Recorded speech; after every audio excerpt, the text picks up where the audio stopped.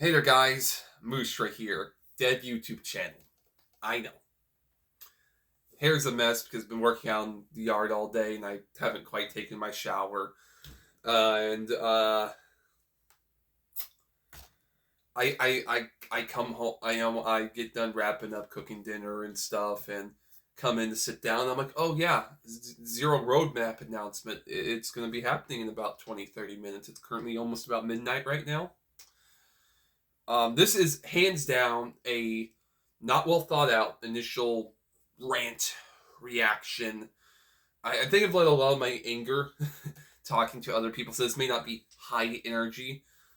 Um, but there's definitely issues here to me. So, TLDR. I'm glad it's dead. um, but not really. So here, let's get. So basically, this month is the third anniversary of Zero. Neat, cool. I recently downloaded Zero again for the third anniversary because they were giving out a bunch of free stuff. I was like, I'll go ahead and build Brave and see if I can build another deck or two. Just because I like Brave, I got Brave right here, physical. Come join the G-Boot Discord server, link down below, so that you can play G-Series format along with us. We like mini players. We have custom ban lists, monthly tournament. Come, it's fun. Remote fights, by the way, it is a remote fight. That's why we have physical decks. But yeah. So I went off and I was like, I'll get some of this, and that's whenever I found out that they're like, hey guys, April 21st for Japan, there's going to be a roadmap announcement for the game. Get excited. I'm like, okay, cool. Cool. Roadmap. I'm like, everyone's joking. End of service. Actually, I'm going to see. I know it's not a good thing. Like I said, I don't have a proper setup. This is hands down improv. Let's see. DF. Zero. General. Or is it announcements?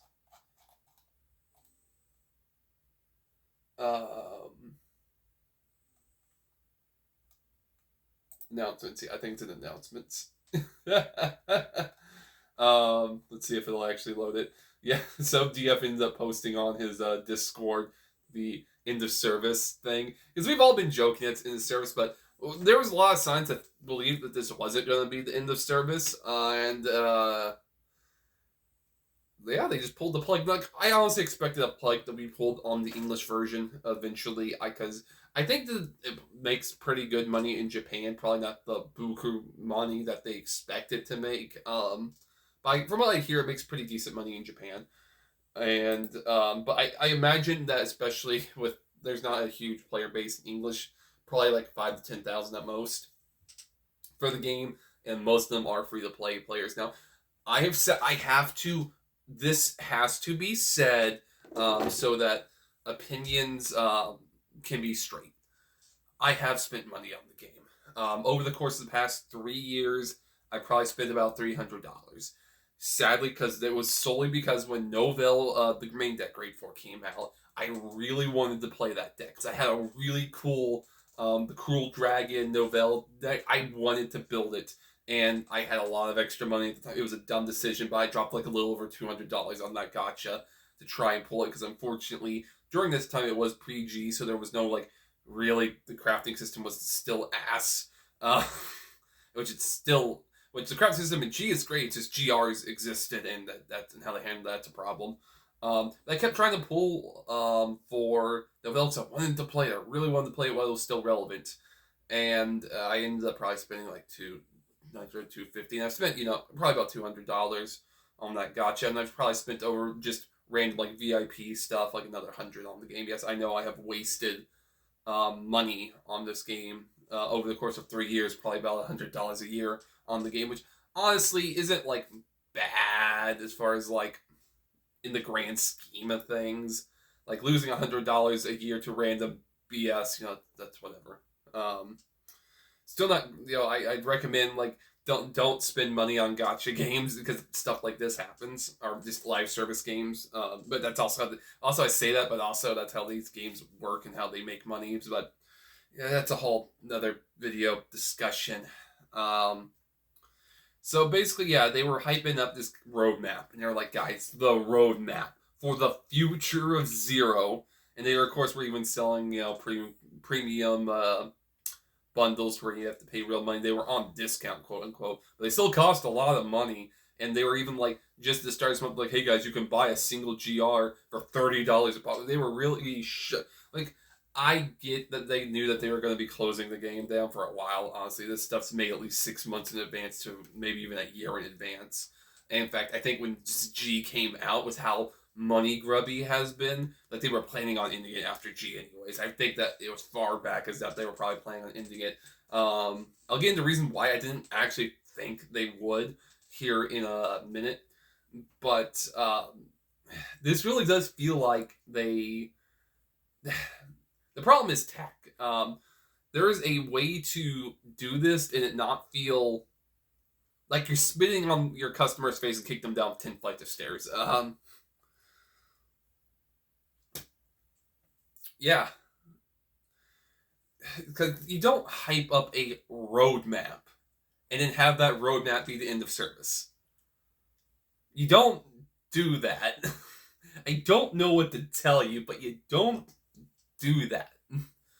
And this really pissed me off. Yes, I did re-download the game this month for the 3rd anniversary to build Brave. Like I said earlier, Brave. I like Brave.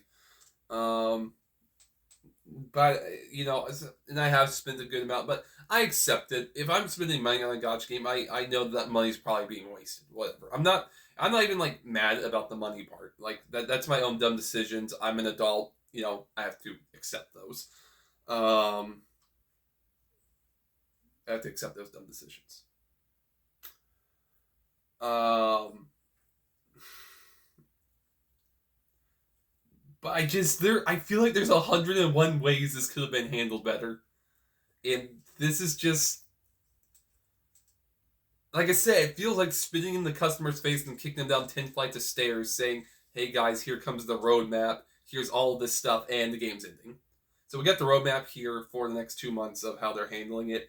And it's not even, like, good. It's not even, like, good login stuff. Like, it's not even, like, good bonuses. It's literally just, hey guys, here's gonna be some free packs and reduced premium currency, which means real money, and then like reissuing other stuff for you to straight buy. But like, this is something I've never understood with any of these live service games. Is they're like, we're ending the service, so here's the stuff that you can spend your money on at a reduced price. Just make it. Just literally be like, all right, guys, everyone. Here's like, you can just exchange for a free deck. Just literally give like enough like generic, like, here's you a free deck. Or like, here's you like, so much of the game for free. Yes, it would spend the people that have spent the money, but at least make it to where everyone can enjoy those last 2 months. And some live services have handled their death gracefully. This is not a graceful death. All right.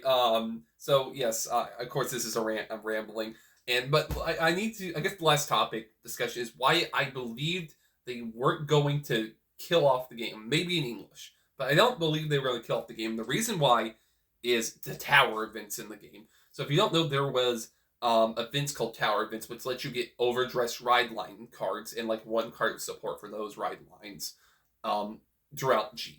And so what everyone was, and you even got to be able to get the anime character skins. So what everyone was thinking, at least not everyone, but a good chunk of people were thinking, is that they were going to go from this directly to Overdress and change the release schedule of every month for new cards to 3 months, so that the game is always going to be like at least 2 years behind physical game.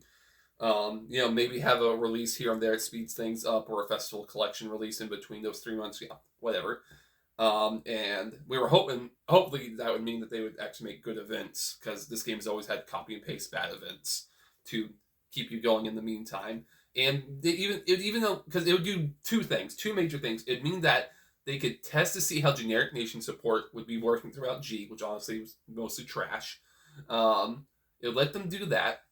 is so they can kind of see how it works. So basically, you're beta testing people. It also reward people. So when the overdress does roll around, they will already those people that played that would already have those cards, at least those specific ride line cards, as well as the one support card, already in advance. And they can even buff those cards if they wanted to, and then nerf other stuff because a lot of stuff in the G would probably need to be nerfed to make things worth going to new gotchas for overdress stuff. Because overdress, especially overdress is going to be weaker. Like that's just how it's down how it is. Especially with how gimped Persona ride's so gimped. Why is it not? I get that they wanted to make it 5K, but why is it not give it to the whole front row? Like that one change would have probably made the ride lines like semi-playable. I get that they didn't want to be like, oh, 5K to the front row, then you stride, but yeah, let me do that. Let me do that. Why can't I do that? Whatever. So yeah, I like stuff would need to be balance change and stuff, but the overdress stuff was the main reason. I would then let them sync up the game with the overdress branding so that they could promote the game better. Because right now it's been just being promoted to like relive Vanguard, but in a new way. But then if they made it to where overdress is the new focus, they could actually get people that are currently playing standard to also be playing Zero. It's such a no-brainer move to me that it would literally help drive up sales if you were able to use the same branding between this and the current game. And the game's already 3 years in advance. When you keep the same release schedule, you won't have to worry about how we went through like 6 or 7 years of product within 3 years of how Zero's been releasing on here. And you already have the nation stuff, so you wouldn't have to really be worrying about the set differences, except for like festival collection stuff, maybe like promos and stuff you put in and all that.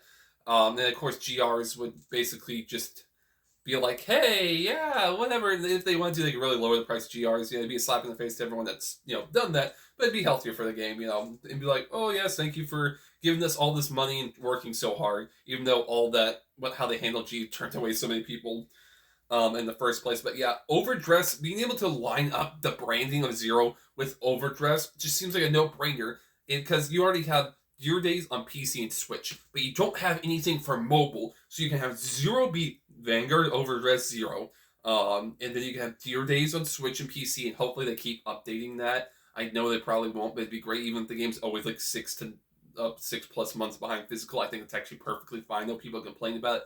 I think that's fine, especially with the way they've been handling it. I personally believe it is fine if they keep Gear Days behind 6+ months. That way it doesn't have any way of intruding on the physical card game sales, because that's all 6 months, 6+ months. That's a lot of time for people to be waiting for a game to just go to digital, and gives people that have PC and Switch a way to play the game. But they don't have anything for mobile, and they're not announcing any replacement for it. So I don't understand why you wouldn't want to just sync up Zero's branding with the standard format, which is where you're getting all your money from right now in Vanguard. It's so no-brainer. You have a game on PC and Switch that you could keep updating to keep those people happy, the people that want a traditional Vanguard experience digitally, but you keep it 6+ months behind, so you don't have to worry about physical sales. Then you still have the physical game doing well, and then you counter into the phone market with Overdress Zero, which plays a lot differently, but is actually a good thing,